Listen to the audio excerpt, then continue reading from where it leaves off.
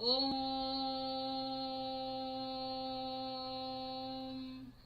भद्रं कर्णेभिः शृणुयाम देवाः भद्रं पश्येमाक्षभिर्यजत्राः स्थिरैरङ्गैः स्तुष्टुवागुंसस्तनूभिः व्यशेम देवहितं यदायुः स्वस्ति न इन्द्रो वृद्धश्रवाः स्वस्ति नः पूषा विश्ववेदाः स्वस्ति नस्तार्क्ष्यो अरिष्टनेमिः स्वस्ति नो बृहस्पतिर्दधातु ॐ शान्ति शान्ति शान्तिः।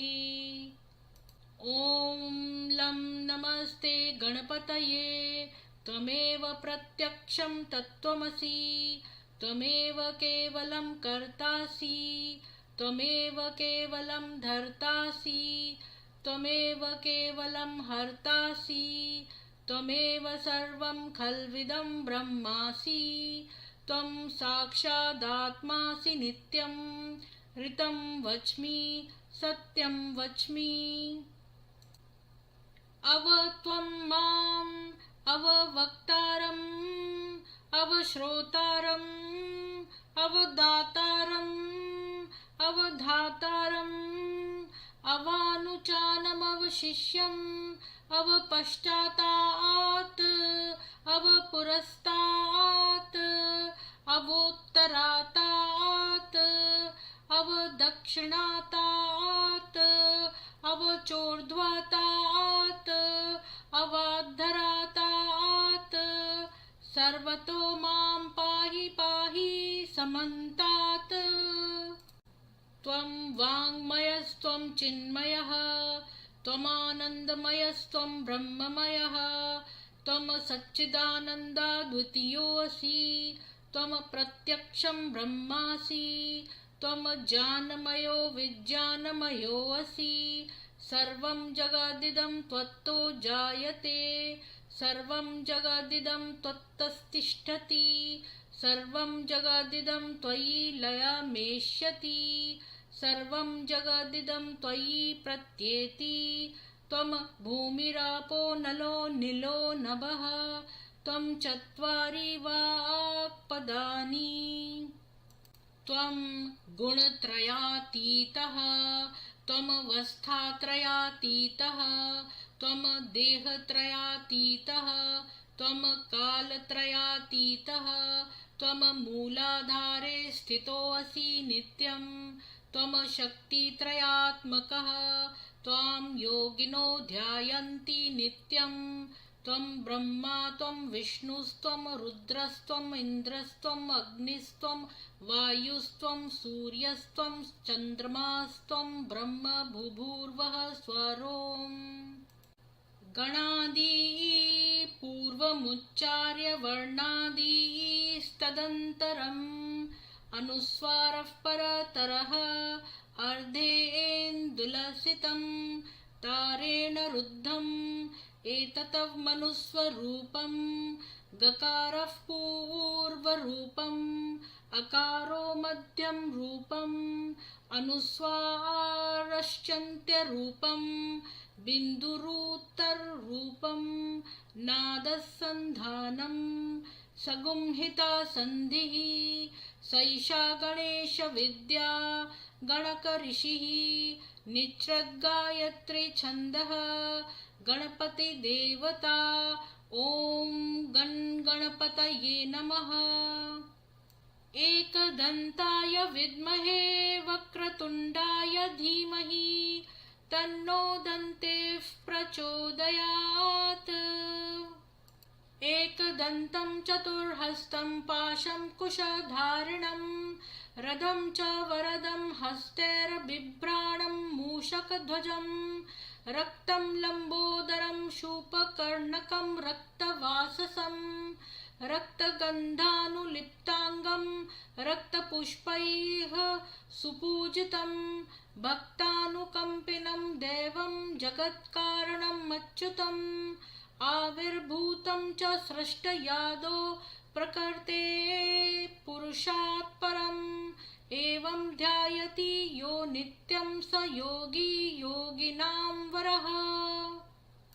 नमो व्रातपतये नमो गणपतये नमः प्रमथपतये नमस्तेस्तु लंबोदरायै कदन्ताय विघ्ननाशिने शिवसुताय वरदमूर्तये नमो नमः।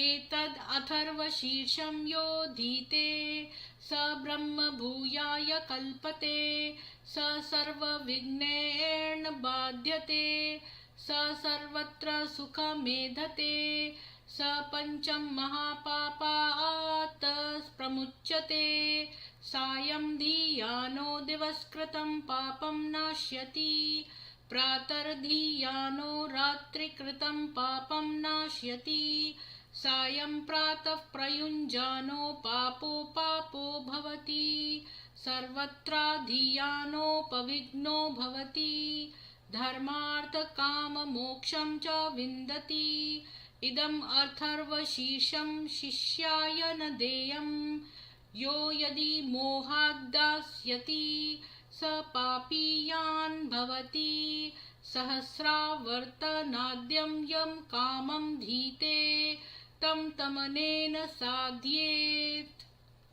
अनेन गणपतिं विषञ्चति स वागमी भवति चतुर्थ्या मनश्रन जपति स विद्यावान् भवति इति अर्थवर्णवाक्यं ब्रह्माद्यावरणं विद्यान् बिभेति कदाचनेति। यो दूर्वाङ्कुरैर्यजति स वैश्रवणोपमो भवति यो लाजैर्यजति स यशोवान् भवति स मेधावान् भवति यो मोदकसहस्रेण यजति स वाञ्छितफलं वाप्नोति यस्साज्यसमिध्वर्यजति स सर्वं लभते। अष्टौ ब्राह्मणान् सम्यग्राहीत्वा सूर्यवर्चस्वी भवति सूर्यग्रहे महान्नद्यां प्रतिमा सन्निधौ वा जप्त्वा सिद्धमन्त्रो भवति महाविघ्नात् प्रमुच्यते महादोषात् प्रमुच्यते महापापात् प्रमुच्यते महाप्रत्यवायात् प्रमुच्यते स सर्वविद्ववति य एवं वेद इति उपनिषता। ओम शांति शांति शांतिः। ओम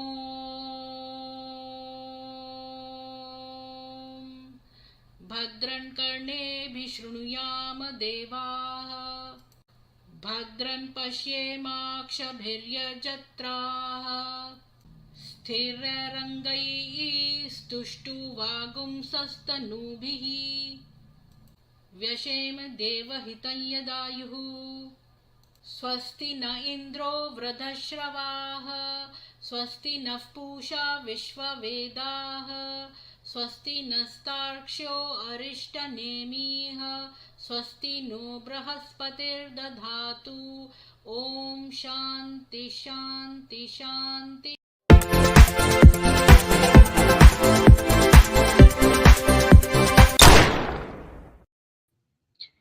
सभी को मैं ऐसी उड़ी उड़ी लग रही हूँ क्योंकि मैं बाहर से आ रही हूँ वॉक करके और नाश्ता नहीं किया था, इसलिए मैंने लंबा वाला स्तुति चलाई थी। बीकेएस जी आपको बहुत बहुत साधुवाद। और आज हम मोहम्मद की अगली मंगेतर हबीबा के बारे में जानेंगे। तो उससे पहले कि लोग जुड़े मैं थोड़ी सी न्यूज पढ़ देती हूँ, तो मैं आपके साथ शेयर करती हूँ।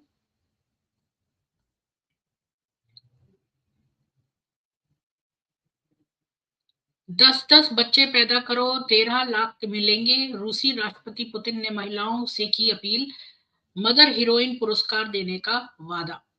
केरल में 36 साल की इजरायली महिला की लाश मिली, रेता हुआ था गला, 70 साल के मलयाली पति का दावा, उसके कहने पर की हत्या। भारत में होगा COP33, पीएम मोदी ने 2028 में मेजबानी का रखा प्रस्ताव, कहा हमने इकोलॉजी और इकोनॉमी के बीच संतुलन का दिखाया रास्ता। जो बात कहने पर नुपुर शर्मा को मिली सर तन से जुदा की धमकी, उसी बात पर मुस्लिम महिला पत्रकार को कट्टरपंथी दे रहे ताली। इंशाअल्लाह फिलिस्तीन जाना चाहता हूं, सिंगर लकी अली ने जताई ख्वाहिश।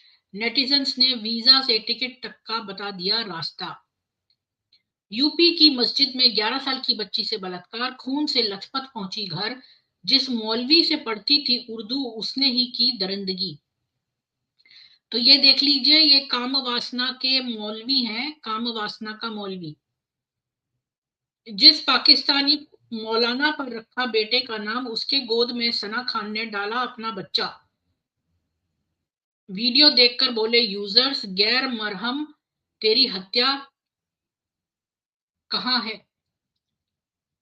रेप करना है तो गेट बंद करके कर लो, सबको मत दिखाओ। बुरहान और मोहम्मद की लड़ाई में हजारों बच्चियां औरतें शिकार, खतरे में पूरा सूडान।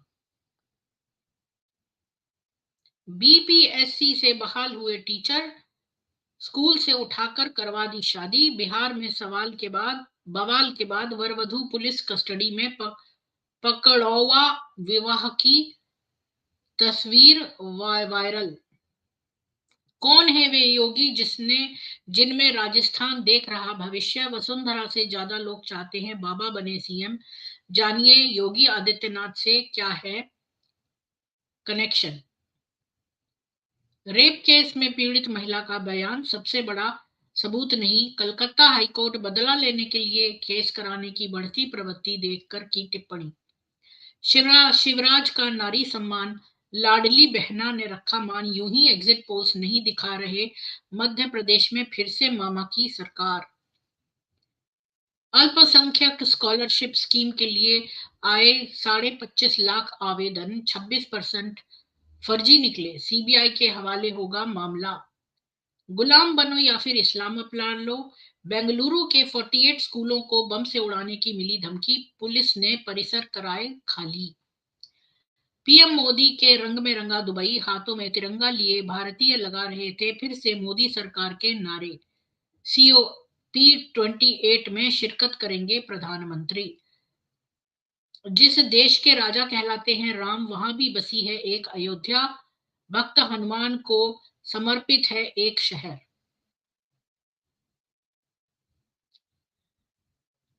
तो ये थी आज की न्यूज, और इसको आज हम जो है वो मोहम्मद की अगली मंगेतर हबीबा के बारे में जानेंगे, और ये थोड़ी सी लंबा है एज कंपेयर टू पिछले वाले। सरोज प्रधान जी आपको भी जय, सनातनी BKS जी आपको हर हर Mahadev. Please like share subscribe कर दीजिए वीडियो ताकि ज्यादा लोगों के पास पहुंचे। तो मैं आप लोगों के साथ शेयर करती हूँ आज की हबीबा की कथा। तो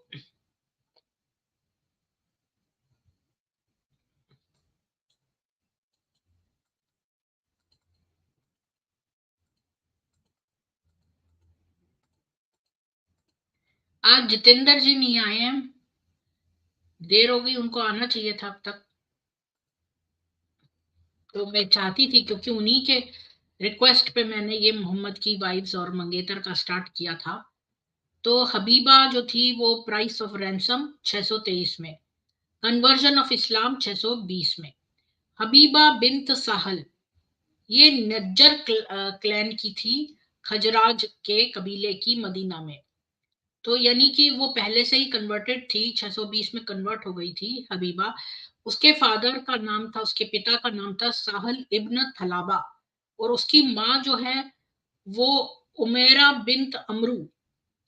जो कबीले का चीफ था असद इब्न जुरारा, वो उसका ब्रदर इन लॉ था, यानी कि उसका जीजा था।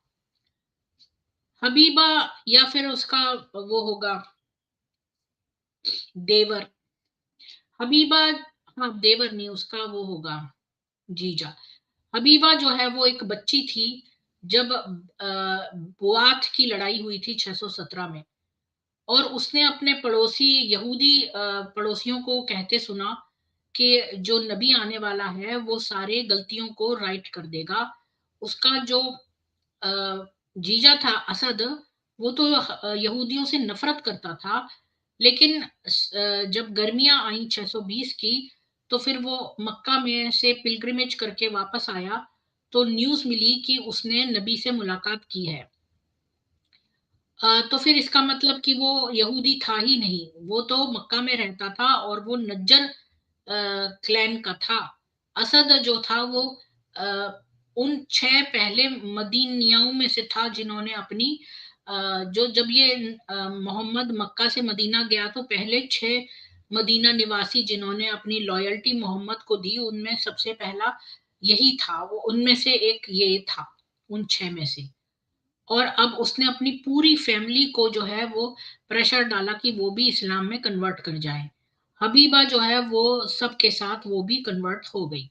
1 साल बाद असद जो था उन 12 लोगों में से था जिन्होंने की एक प्लेज करी इस्लाम के प्रति, और वो लेकर आए मदीना में एक जवान मुसलमान को जिसका नाम था मुसाब। वो असद के घर में रहा और वो इस्लाम पढ़ाता था मदीना में, और वो कुरान को उसने याद कर रखा था, तो वो उसको रिसाइट करता था और उसके टीचिंग सेशंस लगाता था, और जितने भी लोग मुसलमान बने हैं उनको नमाज पढ़वाता था। और हबीबा इसकी एक चश्मदीद गवाह है कि मदीना जो है उसको कुरान के जरिए कॉन्कर किया गया था। अगले ही साल मोहम्मद, जिसने कि मक्का पर चढ़ाई कर दी, वो मदीना खुद से आया, और हबीबा उनमें से पहली लड़की थी जिसने कि अपना जो है वो एलिजेंस मतलब लॉयल्टी जो है वो प्रॉफिट को दे दी। और ये भी बात है कि वो कई बार देखती थी नबी को, क्योंकि बहुत सारे इमिग्रेंट्स जो थे वो सारे असद के ही घर में रहते थे जो कि इसका जीजा था, तो ये बहुत बार इसको नबी को देखना हुआ। और जितने भी कन्वर्ट थे मदीना में वो भी बिजनेस करते थे इस नई मस्जिद में जो कि असद का घर था, तो यहाँ पर सब लोग विजिट करने आते थे। अब मोहम्मद के साथ कोर्टशिप 623 में, तो उससे पहले मैं थोड़े कमेंट्स ले लेती हूँ। पाटिल जी कह रहे हैं प्रणाम, सत श्री अकाल आपको भी। बाहर बाहर आ गई। अच्छा, तो वो जितेंद्र जी नहीं आए, मैं उनका वेट कर रही थी क्योंकि उन्हीं की रिक्वेस्ट पे मैं ये कर रही हूँ स्ट्रीम, और मैं बाहर गई थी, तो मेरी ऐसी वो हो गई। मैं फिर ना बीच में जब नाश्ता कर रही थी तो मैंने देखा एक्स मुस्लिम रब्बानी का चल रहा है लाइव, तो मैंने सोचा वो वहां अटक गई थी जब वो कॉन्ट्राडिक्शंस की बात कर रहा था कि कुरान में तो कॉन्ट्राडिक्शन है ही नहीं, कोई मुसलमान वहां बोल रहा था।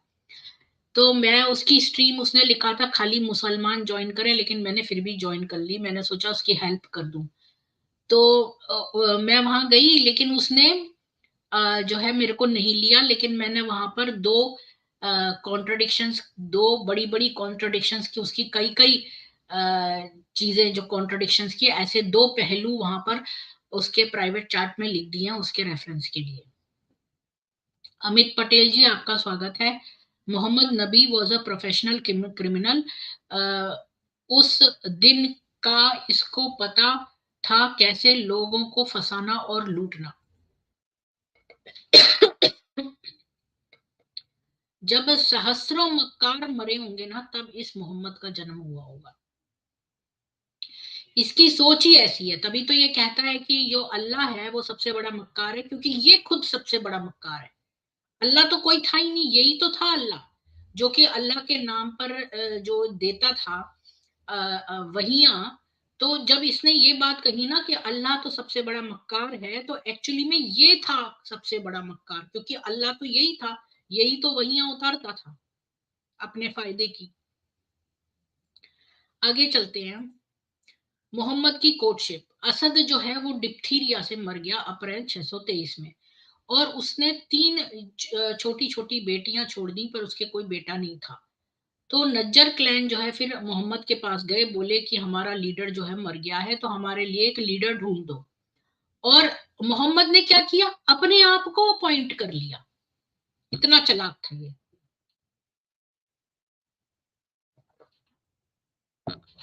और जैसे कि कोई भी गुड चीफ होता है, उसने उसकी बेटियों को, उसकी माँ को और उसकी आंट को मस्जिद के कॉम्प्लेक्स में रहने दिया, जैसे कि उसकी फैमिली है अपनी बीवियों के साथ। और उसने इसके बाद इस कबीले की फ्रेंडशिप के लिए इसने मैरिज प्रपोज की हबीबा के साथ, जो कि एक बहुत छोटी लड़की थी उस समय। अब ये बात इंटरेस्टिंग है कि उसने असद की मां को प्रपोज नहीं किया या फिर उसकी बेटियों को। हालांकि हबीबा जो है वो सफिशिएंटली कनेक्टेड थी असद से।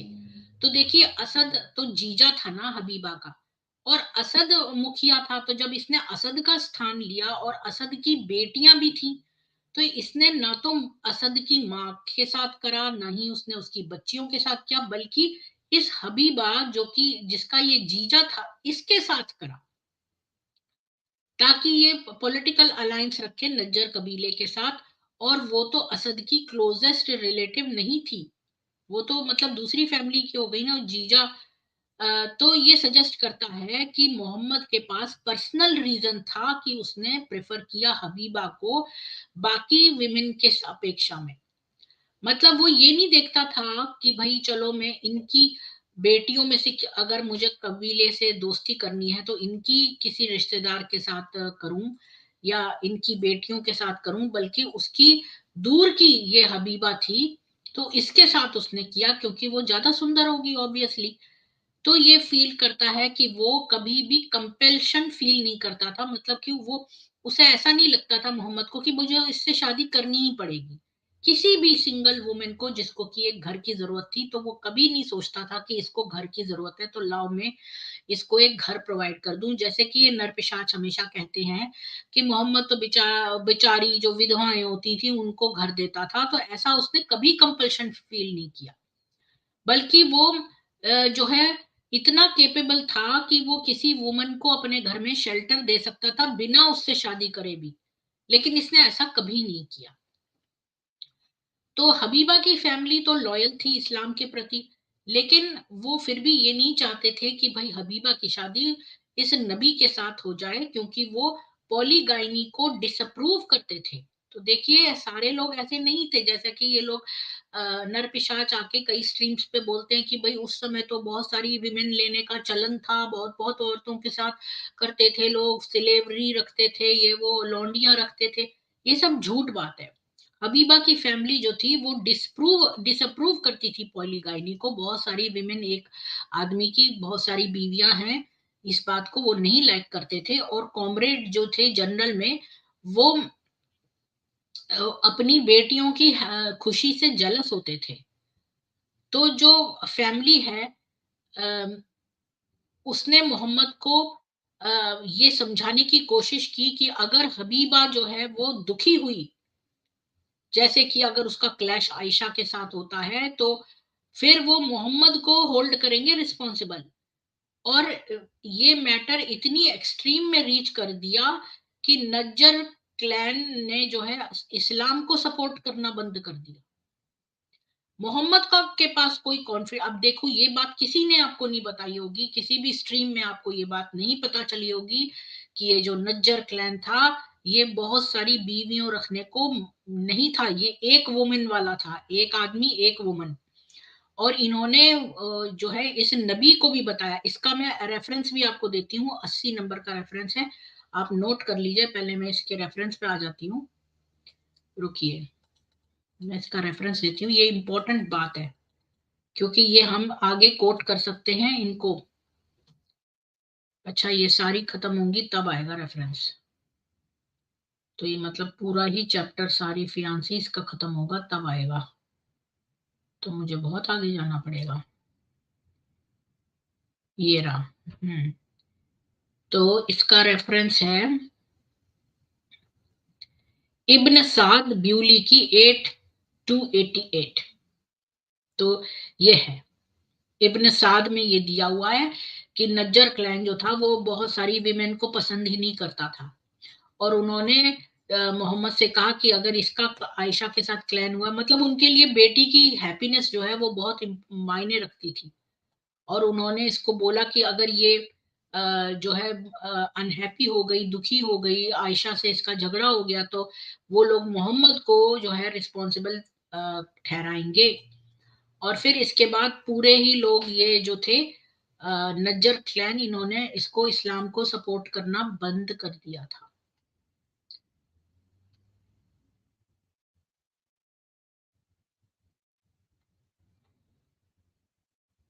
हाँ, तो अब मोहम्मद के पास कोई कॉन्फिडेंस भी नहीं था कि वो गारंटी करे कि हबीबा की, वो मोहम्मद किसी भी तरह ये नहीं कह सकता था कि उसे तो कभी परवाह ही नहीं होती थी अपनी बीवियों की, लाता जाता था भरता जाता था, लाता जाता था भरता जाता था, लाता जाता था भरता जाता था, लाता जाता था भरता जाता था। उसको, उसने कभी पलट के ये नहीं देखा कि उसकी बीवियां खुश हैं कि नहीं। तो अभी इस अर्ली स्टेज में अपने करियर में वो इतना रिस्क नहीं उठाना चाहता था कि वो कॉमरेड का, ये जो कॉमरेड होते थे इनका मतलब इनका सपोर्ट ना ले, स्पेशली उनके अपने क्लैन का। तो फिर उसने प्रपोजल विड्रॉ कर लिया। तो ये जो इसकी मंगेतरें हैं जो मैं लिस्ट कर रही हूँ, ये इनमें से ऐसी कई मिलेंगी आपको जिनके साथ शादी होते होते रुक गई या ये सब हो गई।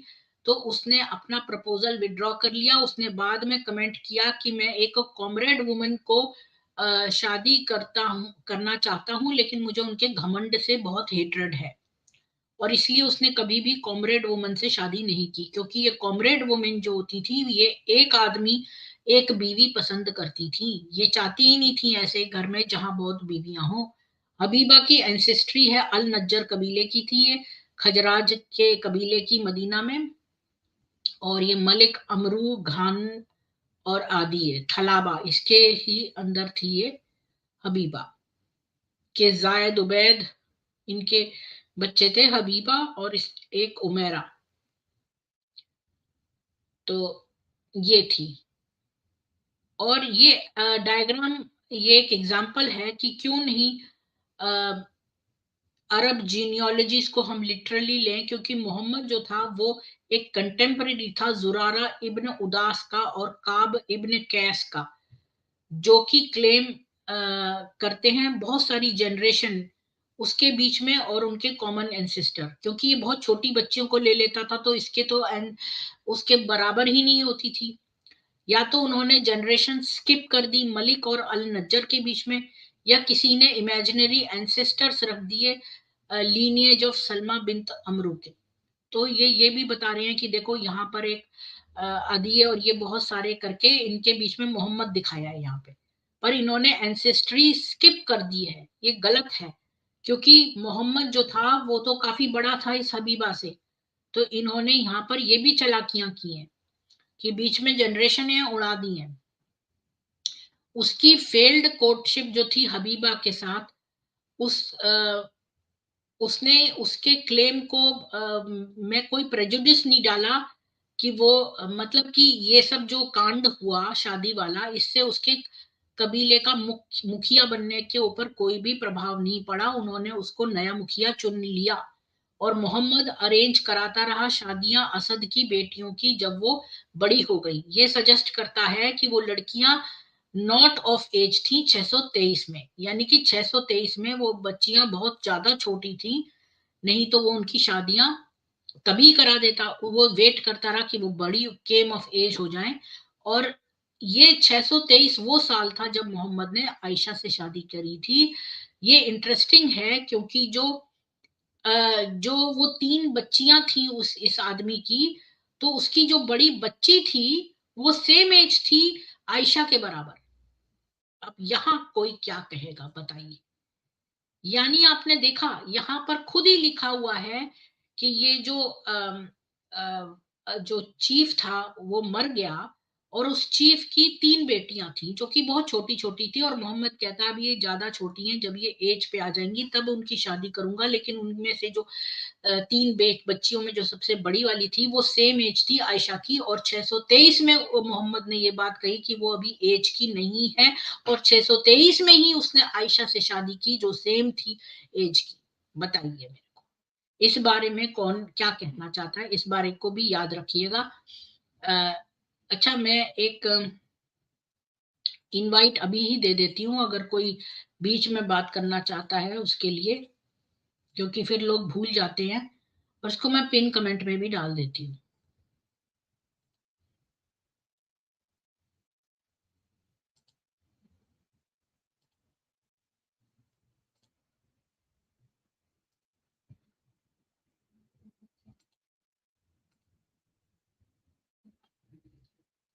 जी, मैंने पिन कमेंट में भी डाल दिया है।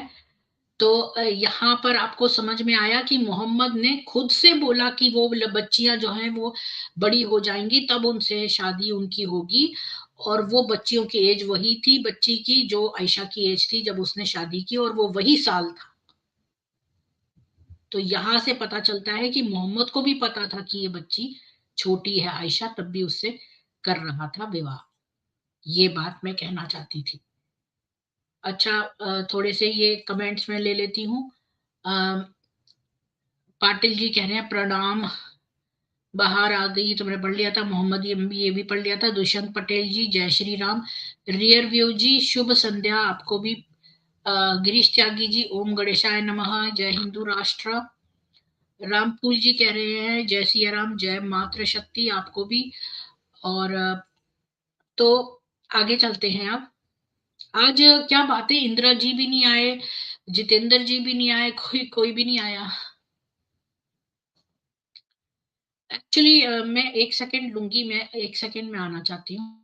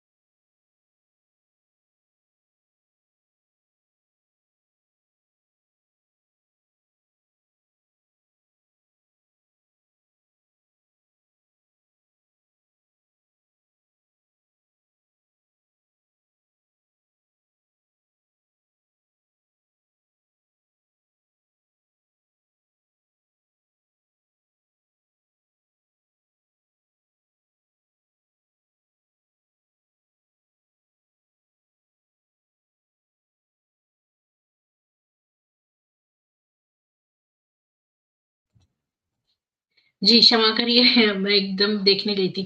जी जितेंद्र जी कह रहे हैं मैं चुपचाप सुन रहा हूँ। जय श्री कृष्ण जी। तो आपने क्या सुना जितेंद्र जी, आपको पता है मैंने अभी क्या बोला था? इंदिरा जी आपको भी नमस्ते। मैं ये कहना चाहती हूँ कि मोहम्मद ने आ, जी समझ गई। जितेंद्र जी आप बिजी हैं। मैं ये बता रही हूँ कि ये असद, ये जो नज्जर कबीला था, इनका जो असद वो था आदमी जो मुखिया था नज्जर कबीले का, वो मर गया। और अ, हबीबा जो छोटी लड़की थी उसका जीजा था ये असद, जिन्होंने मिस कर दिया उनके लिए मैं रिपीट कर रही हूँ। तो जो नज्जर कबीले का मुखिया था असद, उसकी 3 छोटी छोटी बेटियां थी और उसकी जो बड़ी बेटी थी वो आयशा के बराबर उम्र की थी। अच्छा, और ये जो असद था ये अम, मर गया। तो इन नज्जर कबीले सारे आए मोहम्मद के पास कि आप जो है वो हमारे कबीले का लीडर चुन दो, क्योंकि उन लोगों ने इस्लाम एक्सेप्ट कर लिया था। तो मोहम्मद ने क्या किया, कहा कि बजाय लीडर चुनने के कहा कि मैं ही लीडर बन जाता हूँ। और वो लीडर बन गया और सबसे पहला उसने काम किया, जो असद की माँ और बेटियां थी उनको मस्जिद में ट्रांसफर कर दिया। और फिर उसने प्रपोजल रखा हबीबा के लिए, मतलब असद की बेटियों या माँ के लिए नहीं, बल्कि दूर की उसकी रिलेटिव हबीबा, वो ज्यादा सुंदर थी, उसके लिए रखा। यानी कि वो तो बिना शादी करे भी इन लोगों के साथ शेल्टर कर सकता था किसी भी वुमन को, उसको शादी करने की जरूरत नहीं थी। लेकिन ये हमेशा जो नर पिशाच कहते हैं ना कि ये मोहम्मद बड़े विधवाओं को शरण देता था, तो वो बात बिल्कुल गलत है। वो कभी भी फोर्स नहीं हुआ और जिससे भी मर्जी चाहता था उससे शादी करता था। और यहाँ पर उसने हबीबा से प्रपोजल रखा। लेकिन ये जो कॉमरेड लोग होते थे नज्जर कबीले के, ये बहुत पॉलीगाइनी में विश्वास नहीं करते थे, यानी कि किसी व्यक्ति की बहुत सारी बीवियां हों उस बात को वो एक्सेप्ट नहीं करते थे। उनके लिए डॉटर की खुशी बहुत इंपॉर्टेंट होती थी। तो उन्होंने मोहम्मद से कहा कि देखो तुम्हारी जो, हम हबीबा की शादी तुम्हारे से कर देंगे, पर वो खुश रहे इसके लिए अगर उसका क्लैश ना हो आयशा के साथ या किसी के साथ, तो हम ये बात जो है वो बर्दाश्त नहीं करेंगे। तो मोहम्मद ने कहा कैसे करता, वो तो भरता जा रहा था बीवियां पे बीवियां, वो कभी पलट के देखता नहीं था कि बीवियां खुश भी हैं कि नहीं, तो वो ये कैसे गारंटी कर सकता था। तो फिर ये प्रपोजल जो है फिर खत्म कर दिया गया, लेकिन इसका प्रभाव इसके मुखिया बनने पर नहीं पड़ा।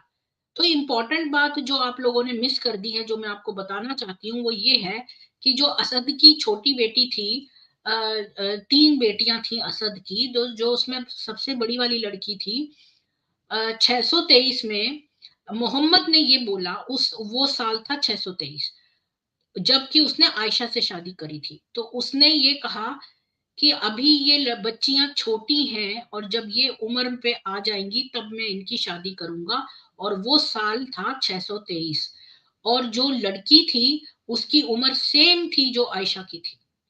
ये बताने की कोशिश कर रही हूँ, इसका मतलब कि मोहम्मद को पता था कि आयशा जो है वो अंडर एज लड़की है और वो अभी एज पर नहीं आई है। तो यहाँ पर जो मुसलमान आके हमसे झूठ बोलते हैं कि वो प्यूबर्टी पर आ गई थी, वो गलत है, और ये बात मोहम्मद भी जानता था, क्योंकि वो लड़कियां जो असद की बेटी थी वो भी, उसके लिए मोहम्मद ने कहा कि ये अभी एज पर आई नहीं है, और वो वही एज की थी जिसपे आयशा की थी, और वो साल 623 ही था जब इसने आयशा से शादी ही कर डाली, उस एज में, जिस एज में उसने असद की बेटी के लिए कहा कि अब ये एज पे आएगी तब करेंगे, और जब वो एज पे आई तब इसने तीनों बेटियों की शादियां करी।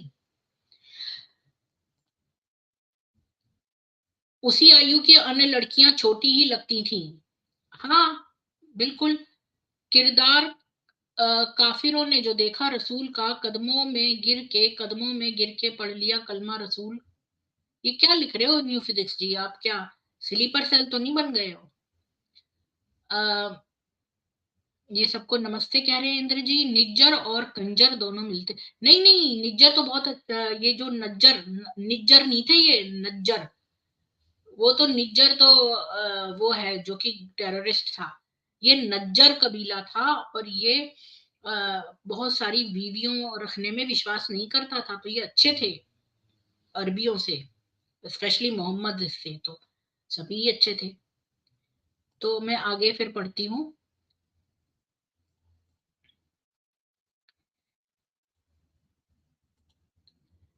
तो कि अब यहाँ पर सजेस्ट करता है कि वो लड़कियां जो है वो नॉट ऑफ एज थी 623 में, जबकि मोहम्मद ने आयशा से शादी की।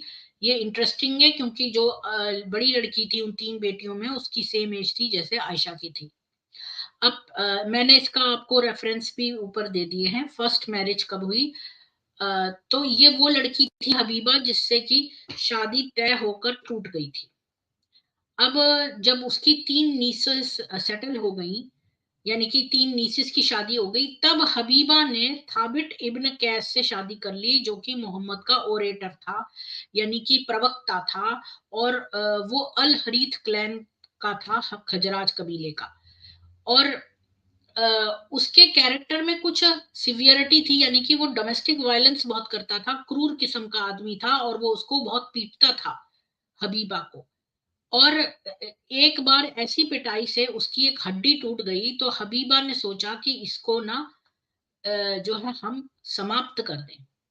तो उसने जो है मोहम्मद को, अब ये बेवकूफ है ना, मोहम्मद से ये शिकायत कर रही है, जबकि मोहम्मद तो कोई सिंपैथी नहीं रखता था विमेन से। उसने इंटरसेप्ट किया, मतलब मोहम्मद अपने फजर की नमाज पढ़ने जा रहा था, तो इसने उससे बोला कि मैं तो थाबिट के साथ नहीं रहूंगी। तो मोहम्मद के दिमाग में ही नहीं आया कि वो थाबिट को इस चोट के लिए पनिश करे, बट पर उसने ये कहा कि हबीबा तो एंटाइटल्ड है डाइवोर्स के लिए। तो जब थाबिट नमाज पढ़ने आया तो मोहम्मद ने उससे कहा कि हबीबा ने उसको और सब कुछ बता दिया है, तो उसने कहा कि उससे कंपनसेशन ले लो और उसको डाइवोर्स दे दो। तो थाबिट ने उसको डाइवोर्स दे दिया। लेकिन उसको नहीं पसंद था कि हबीबा जो है वो कोई भी मटेरियल, यानी कि कोई पैसा ले जाए जो कि उसने एक्यूमुलेट किया है शादी के बाद, यानी एलिमोनी वगैरह कुछ भी ले जाए। आ, तो उसने कहा कि क्या ये अफेयर है अल्लाह के नबी? तो वो तो मुझे, she would be paying me out of the 2 orchards, मतलब उसके जो बागान थे उसमें से पे करना पड़ेगा। और and she only possesses because I gave them to her, की मतलब ये बागान उसके तभी हुए जब मैंने उसको दिए। तो जब हबीबा ने कंफर्म कर दिया कि थाबिट ने जो है मेहर पूरी दी थी, तो मोहम्मद ने एग्री किया कि ये तो अनफेयर है कि हम जो है हबीबा को प्रॉफिट करने दे थाबिट से और उसको इंस्ट्रक्ट किया कि वो अपनी मेहर वापस ले ले। और हबीबा ने कंप्लाई किया और थाबिट ने डाइवोर्स कर दिया और हबीबा अपने फैमिली के साथ रहने चली गई। यानी कि इसने मोहम्मद ने उसकी मेहर भी उसको जो मिली थी वो भी वापस से उसको दिलवा दी थाबिट को। और थाबिट ने बाद में जमीला से शादी कर ली जो कि एक मुखिया था, इब्न उबई उसकी बेटी थी। और पर उसने उसके साथ भी बुरा व्यवहार किया। जो गंदा इंसान होता है, क्रूर, वो हर एक के साथ क्रूर होता है। वो फिर मोहम्मद के पास आई एक टूटी हाथ को लेकर। उसने कहा कि थाबिट तो जो है उसके अंदर तो कोई दोष नहीं है उसके कैरेक्टर में या रिलीजियस ऑब्जर्वेंस में, पर मैं उसके साथ नहीं रह सकती और मैं तो पेगन बन जाऊंगी इन ग्रेटिट्यूड। तो जमीला ने कहा कि वो तो उसका मेहर भी वापस कर देगी। तो मोहम्मद ने कहा कि ठीक है इसको डाइवोर्स कर दो। तो थाबिट ने फिर मरियम से शादी कर ली जो कि एक मघाला सेट की थी, नज्जर कबीले की। पर वो बहुत उसने भी कहा कि मुझे भी इससे डाइवोर्स चाहिए। और मरियम ने तो कोई रीजन भी नहीं दिया। पर हम अपना एक इंटेलिजेंट गेस लगा सकते हैं क्योंकि ये बहुत आदमी मारता था। और जैसा हमने कहा कि थाबिट जो है वो वही आदमी था जिसने जुवेरिया को जीता था मुरैसी के युद्ध के बाद। पर उसने उसको मोहम्मद को नहीं बेचा और उसकी जान खत्म हो गई थाबिट की अकराबा में दिसंबर 632 में। तो ये थी थाबिट की पूरी कहानी। और थाबिट के बारे में हमने जुवेरिया का जब हम पढ़ रहे थे तब भी देखा था। फिर उसने कितने पैसे मांगे, कितना, जब उसने मोहम्मद को बेची थी। तो अब हबीबा के साथ क्या हुआ, इसको तो डाइवोर्स मिल गया और अपने घर वापस चली गई थी। दूसरी शादी कब हुई वो मैं थोड़े से कमेंट्स ले लेती हूँ फिर पढ़ूंगी। और इंदिरा जी आपको कल जो है वो मैंने सोचा है किसिंजर के ऊपर रखने को। आपने मेरी मेल पढ़ी होगी तो क्या आपको ठीक लग रहा है वो टॉपिक या कोई और टॉपिक रखें या खाली सनातन सभा टाइप का रख लें कल, क्योंकि मैं कल बिजी हूं तो आप ही को कंडक्ट करना है। All is well, all is well, सब अच्छे हैं, सब कोई में गिर गए पावर वन अल्फाबेट। मैम सनातन के बहुत टॉपिक्स हैं उन पर स्ट्रीम करो। इस सुअर के किस्से सुन सुनकर अब क्या ही करना है। बात यह है कि मुझे जितेंद्र जी ने कहा था कि मैं उसकी बीवियों पे करूं तो अब मैं बीवियां खत्म करके मंगेतरों पे कर रही हूँ और मंगेतर भी खत्म हो जाएंगी शीघ्र ही। और बीच बीच में हम सनातन पर भी करते हैं, सब तरह की इंफॉर्मेशन रखते हैं। न्यू फिजिक्स जी कह रहे हैं इंदिरा जी, पाटिल जी सबको जय श्री राम कह रहे हैं। और जैसा मोमो था वैसा ही थाबिट। पर मोमो हाथ से पीटता नहीं था, थाबिट पीटता था। मोमो जो मोहम्मद था ये मेंटल अब्यूजर था, ये सेडिस्ट था, लेकिन डोमेस्टिक वायलेंस नहीं करता था इतनी। हाँ इसने उसको घूंसा जरूर मारा था आयशा को और उसको दर्द भी हुआ था, लेकिन वैसे वो इस टाइप का नहीं था मोहम्मद। वो दूसरा था, उमर था इस तरह का। इंदिरा जी ठीक है, अच्छा है। किसिंजर के बारे में मैंने आपको लिंक दे दिया है, वहां से आप देख लो खुलता है कि नहीं। मैंने ईमेल की बॉडी में भी लिख दिया है जिसको आप पढ़ सकते हो। तो मैं आगे चलती हूँ। दूसरी शादी। अब हबीबा ने एक आदमी अपने ही कबीले के आदमी उबे द रिसाइटर से शादी कर ली। उबे वो था जिसने कि इस्लाम में जल्दी से ही कन्वर्ट हो गया था। वो उन 70 लोगों में से था जिन्होंने कि मोहम्मद के लिए लड़ाई करने के लिए कसम खाई थी और जब वो मदीना जाने से पहले। और उसने अपना प्रॉमिस रखा बदर की लड़ाई में भी और उहुद की लड़ाई में भी। वो लिटरेट था, वो पढ़ा लिखा था और पहला आदमी था जिसने कि एक लिखने का काम किया मोहम्मद के लिए और मतलब स्क्राइब की तरह काम किया। वो उन 4 आदमियों से था जिन्होंने कि कुरान को रट लिया था मोहम्मद के ही जीवित रहते हुए, और बाद के सालों में वो पूरी कुरान को रिसाइट करता था अपनी मेमोरी से हर 80 दिन में। और उसके विजडम के में ये सैंपल्स इंक्लूडेड हैं कि वो ये कहता था verily Allah has made the food of, कि अल्लाह ने खाना बनाया आदम के मैं पढ़ देती हूँ. Verily Allah has made the food of Adam's children a parable of what this world is, even if he puts spices in it, it is well known what its end result is. यानी कि अल्लाह ने जो आदम के बच्चों का खाना बनाया है वो एक तरह का पैराबल है, मतलब एक कहानी तरह का है कि अगर वो कुछ उसमें मसाले भी डाल ले तब भी हमें पता है कि एंड रिजल्ट क्या है. यानी ही मतलब गो अल्लाह, अल्लाह उसमें मसाले भी डाल दे तो हमें पता है कि एंड रिजल्ट क्या है. और दूसरा इसने कहा कि नबी जो है वो इस वर्ष को पढ़ता है, कहो कि जो अल्लाह की बाउंटी है, मतलब कि जो उसके धन दौलत है और उसकी जो रहमत है उसमें तुम रिजॉइस करो, उसमें तुम खुश हो, क्योंकि वो ज्यादा अच्छी है जितना तुम धन बचा के रखते हो उससे. और उबे ने हमें प्रोनाउंस करना बताया, in the spring of murky water फी ऐनिन हामी आतिन, यानी कि और अल्लाह के मैसेंजर ने उसको प्रोनाउंस करना बताया, शॉर्ट ए आफ्टर एच, यानी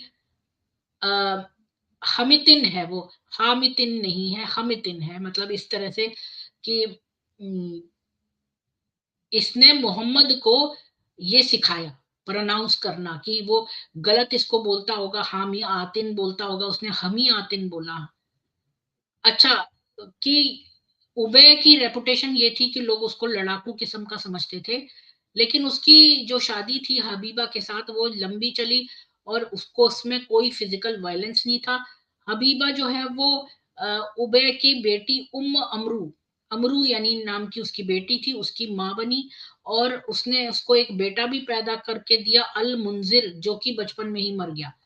और ऐसे बहुत 3 बच्चे जो हैं उसके बचपन में ही मर गए.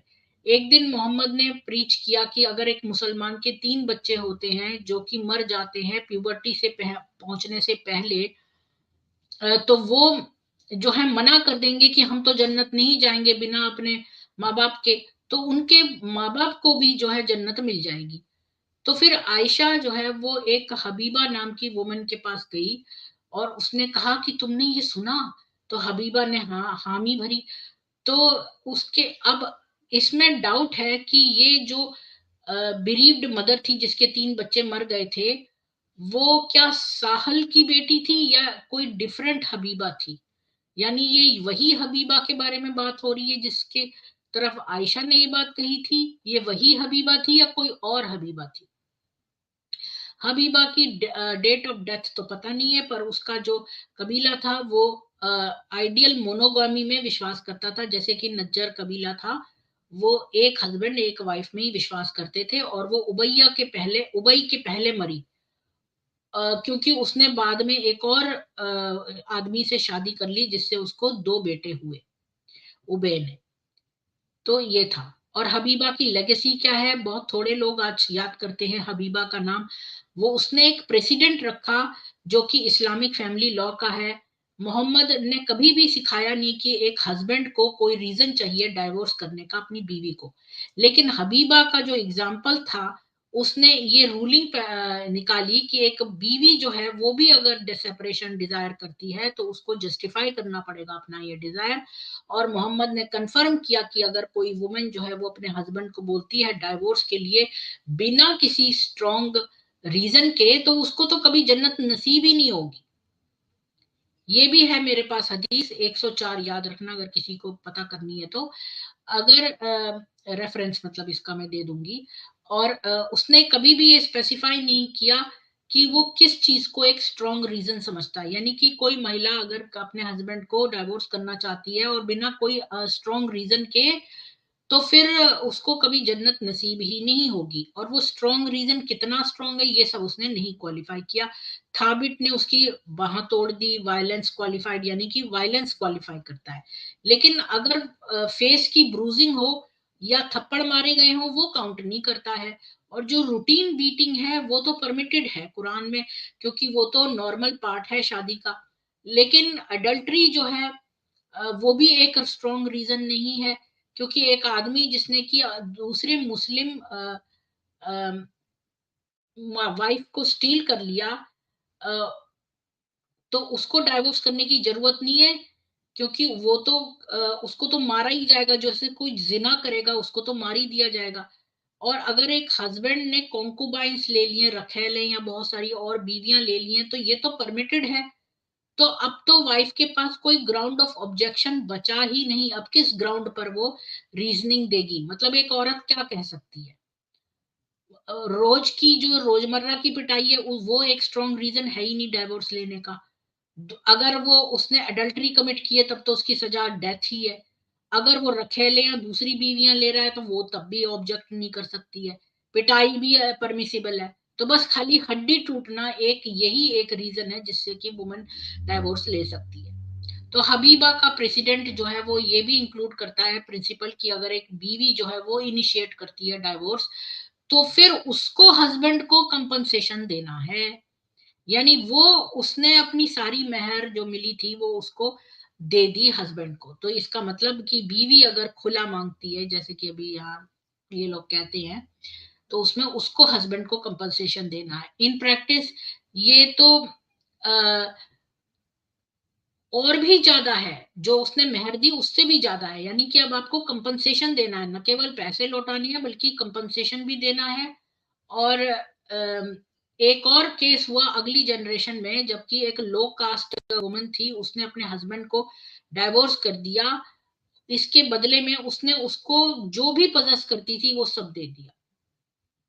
और डिस्पाइट द फैक्ट कि उस आदमी के पास ने उसको स्ट्रॉन्ग रीजन दिया था, यानी कि उस वाइफ के पास स्ट्रॉन्ग रीजन था उसको डाइवोर्स करने का, फिर भी इस वाइफ ने सारा कुछ अपनी पोजेशन जो है वो उस आदमी को लौटाया। तो वाइफ को फिर भी एक पेनल्टी देनी ही पड़ेगी, जिससे कि वो जो है ये जो डिस्करेज पाथ है कि भाई वो उस आदमी को छोड़ ही नहीं सकती, यानी हड्डी टूटने के बाद भी उसको पेनल्टी तो पे करनी ही पड़ेगी। और ये कोई कॉन्सेप्ट वहां था ही नहीं कि उसको आधा प्रॉपर्टी में हिस्सा मिलेगा, ये कॉन्सेप्ट होता ही नहीं था। फिर भी हबीबा की जो पर्सनल असर्टिवनेस थी, उसने एटलीस्ट एस्टेब्लिश कर दिया कि एक मुस्लिम वुमेन जो है एटलीस्ट इनिशिएट कर सकती है डाइवोर्स। और बहुत सारी जो चाइल्डलेस विमेन थी जिनके पास पैसे नहीं थे, उनको जो है इस इनटॉलरेबल मैरिज से निकलने का एक वो मिल सकता था रास्ता। बस यहीं पर ये चैप्टर खत्म होता है, और मैंने लिंक ऑलरेडी दे रखा है और उसको पिन कमेंट में भी डाल दिया है। एक सेकंड में पर्दा लगा देती हूँ, मेरी धूप आ रही है।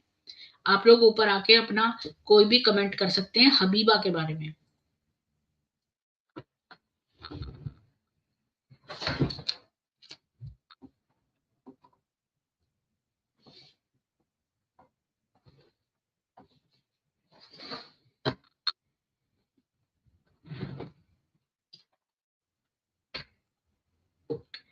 जी, जैसा मोमो वैसा था, हाँ तो मैंने बता दिया, अच्छा है। एक से अधिक बीवियों के मामले में कड़ा कहा है मैंने, अच्छा। मोमो नाटा था, मरेगा तो उसकी पिटाई हो जाती है, मारेगा तो उसकी नहीं, पिटाई तो नहीं हो सकती थी उसकी इंदिरा जी किसी भी तरह से। जिस तरह से उसने लोगों को, उसने छोटी छोटी बच्चियां भी, इतनी छोटी उम्र की बच्चियों से करोगे और उनको कोई नॉलेज नहीं है, कोई कुछ नहीं है, और उनको धमका धमका के रखोगे तो उनकी कहाँ हिम्मत होगी? और इतनी छोटी बच्चियां, ये तो बाबा बुड्ढा था और वो बेचारी छोटी बच्चियां थी, उनमें कहाँ इतना वो होगा? छोटे बच्चों को तो आप कैसे भी कर लो। हेनरी किसिंजर की बात कर रहे हो क्या? हाँ, मैंने वो रखा है कल का। मैं इंदिरा जी से पूछ रही थी कि कोई यही टॉपिक उनको पसंद है या कोई और रख लें, क्योंकि उन्हीं को कंडक्ट करना है। कहीं कोई ऐसा उदाहरण भी है कि बीवी अपने शौहर को पीटती हो? कुछ भी नहीं, ये लोग सब बातें बनाते हैं। तो मेरा ये चैप्टर खत्म होता है हबीबा के बारे में। और हबीबा के बड़ा मजा आया, उसके फैमिली ने बोल दिया कि तुम जो है इंश्योर करोगे कि हमारी बेटी खुश रहेगी। ऐसा आज तक कभी किसी ने मोहम्मद से नहीं कहा होगा, और उन्होंने उसकी मोहम्मद से शादी नहीं रोने दी। कितना अच्छा हुआ ये बात। मैं ये भी बता रही थी जितेंद्र जी के एक्स मुस्लिम रब्बानी के चैनल पे मैंने जब नाश्ता कर रही थी अभी थोड़े पहले, जब स्ट्रीम मेरे पहले शुरू होने से पहले मेरे पास 5-7 मिनट थे, तो मैंने सोचा उसकी स्ट्रीम ज्वाइन कर लूं, क्योंकि वो अटक गई थी, कॉन्ट्रडिक्शन इन इस्लाम नहीं दे पा रही थी, कुरान, कॉन्ट्रडिक्शन इन कुरान। तो मैंने उसको वहां पर ज्वाइन करा, हालांकि उसने लिखा था मोमिन ओनली ज्वाइन, लेकिन मैंने ज्वाइन करके उसको प्राइवेट चैट में दो बहुत भारी भारी कॉन्ट्रडिक्शंस का पूरा खुलासा और कहाँ कहाँ कॉन्ट्रडिक्शन हुए लिख दिया है। फिर उसने मुझे लिया नहीं, मैं छोड़ आई, पर उसके लिए इंफॉर्मेशन दे गई बस। तो किसी को अगर हबीबा के बारे में बात नहीं करनी है तो फिर मैं क्लोज कर दूंगी स्ट्रीम। आज मेरे हस्बैंड को भी जाना है, तो मैं जा नहीं रही हूँ, क्योंकि यामी जो है उसकी तबीयत ठीक नहीं है, उसको जो वो मुंह नहीं खोल पा रही थी, दर्द हो रहा था, वो इस वजह से क्योंकि उसके कान में प्रॉब्लम है। रियर व्यू जी पूछ रहे हैं, प्रीति जी, क्या हड्डी टूटने का शर्त को उस हदीस से तुलना की जा सकती है कि अपनी बीवियों को उतना जोर से न मारो? हाँ, बिल्कुल। मतलब फेस न ब्रूज हो, देखो ये लोग बेचते थे विमेन को, और कभी भी वुमन को भी रखेल के तौर पर ले सकते थे। देखो रेहाना जो थी, उसको बीवी बनाया, फिर दोबारा बीवी से रखेल बन गई। तो ऐसा पहले रखेल थी, फिर उससे बीवी बनी, फिर बीवी से दोबारा रखेल, तो वो बेचते हैं। तो जब बेचते हैं तो फेस वगैरह ये लोग देखते हैं, फेस और शरीर को छू छू के देखते हैं, इस तरह से जैसे आप सब्जियां खरीदते हैं, ऐसे ये लोग छू छू के देखकर खरीदते थे। तो फेस पर ना ब्रूजेस आए, यानी शरीर में और जगह मारो, फेस पर ब्रूजेस ना आए। और हड्डी टूटने ही एक वो था, क्योंकि बाकी अगर जिना वगैरह का होता उसमें तो वो जान से ही दे सकते हैं। बीवियां तो वैसे ही रखी जा सकती हैं, और अकेले भी रखी जा सकती हैं, और पीटा भी जा सकता है। तो फिर स्ट्रॉन्ग रीजन क्या हो सकता है? बस खाली हड्डी टूटने का एक रीजन हो सकता है। हाँ, उतना जोर से न मारो का मतलब यही है कि हड्डी न टूट जाए, क्योंकि हड्डी टूटने से वो तुमसे ले सकती है तलाक, तब भी वो पैराडाइज में नहीं एंटर होगी, यानी कि जन्नत में उसको जगह नहीं मिलेगी। साहिल की बोंगियां, साहिल की बोंगियां मतलब? हर हर महादेव आपको, जय खालिस्तान। ये कौन है? योनी भी छू कर देखते थे? वो तो मुझे नहीं पता, पर जो है उसके सीने को छू छू कर देखते थे।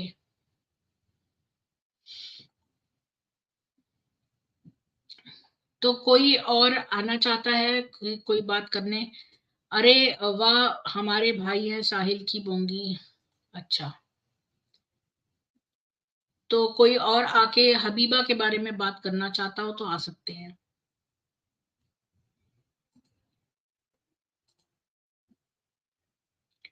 मतलब हबीबा का क्लैन इतना अच्छा था कि एटलीस्ट जो है उन्होंने, हबीबा के क्लैन ने कम से कम जो है ये कह दिया कि बहुत सारी विमेन को हम नहीं अलाउ करते, और उसकी खुशी आप देखते हैं। यानी मोहम्मद तो भरता रहता था, एक बीवी के बाद दूसरी के बाद तीसरी, तो वो कभी देखता ही नहीं था पलट के उसकी बीवियां खुश हैं कि नहीं है। उसको उनकी खुशी से कुछ लेना देना नहीं था, पर इसकी हबीबा के घर वालों ने इंश्योर किया कि भाई ये लोग खुश रहें, ये खुश रहना लड़कियों का बहुत जरूरी है।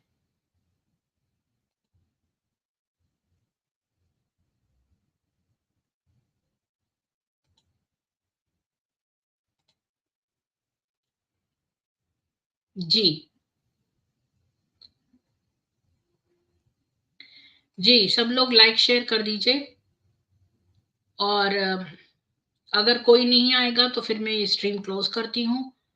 और आप सब सनातनियों को ईश्वर जो है वो अपनी कृपा अनुकंपा बनाए रखे, आपको धन, सामर्थ्य, शक्ति, सुरक्षा, स्वास्थ्य सब करे, दे। जी।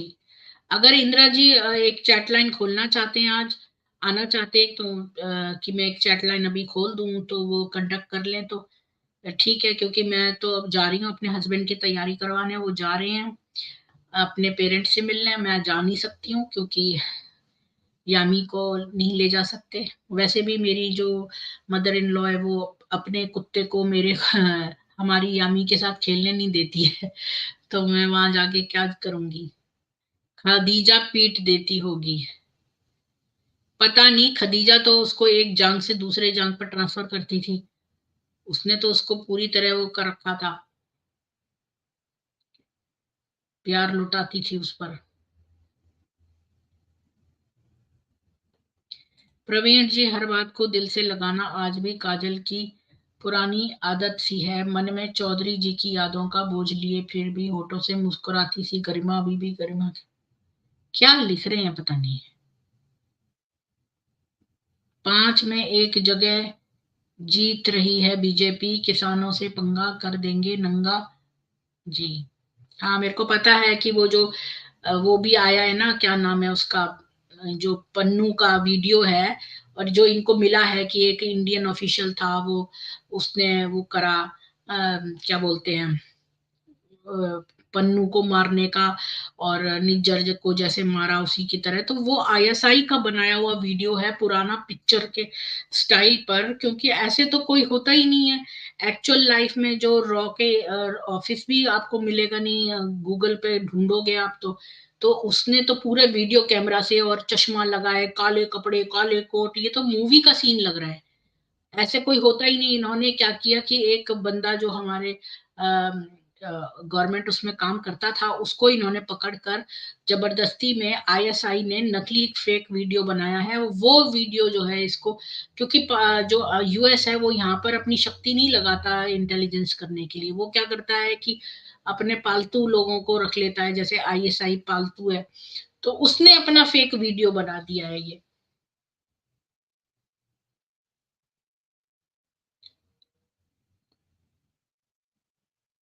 तो ये है।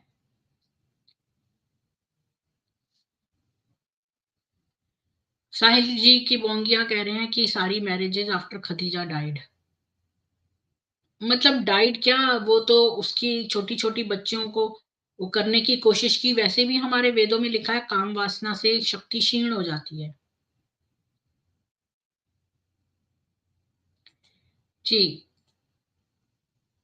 तो इंदिरा जी, आप अगर कोई चैटलाइन खोलना चाहते हैं, आप आना चाहते हैं, कंडक्ट करना चाहते हैं, तो मुझे बता दें, तो मैं खोल दूंगी चैटलाइन। नहीं तो फिर मैं ये स्ट्रीम क्लोज करती हूँ, क्योंकि कोई ऊपर तो आ ही नहीं रहा है।